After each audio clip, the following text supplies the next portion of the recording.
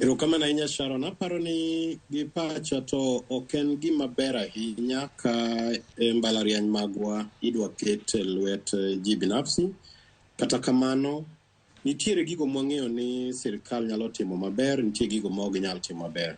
En bende adieri ni sirikal osebedo ka winjo pek ka higa gichwalo omenda ne universities magwa, to gikone yudo ni universities gi chandore mondo mi gitim gigo monego gitim e yo makare.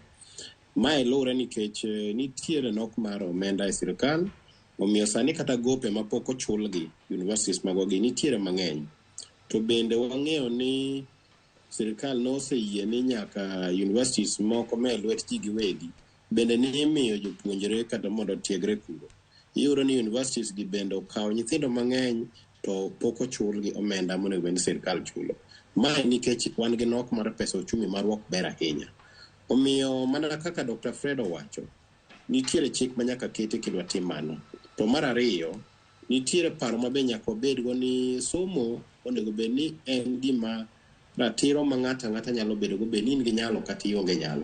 Luoro ma nitiere ni ka wakawo mbalariany gi waketo e lwet ji giwegi, to kamoro nyithindo moko moa e background kata alwora ma nyalo onge, biro yudo ni somo biro bedo matek ahinya nikech kony ma ginyalo yudo bedo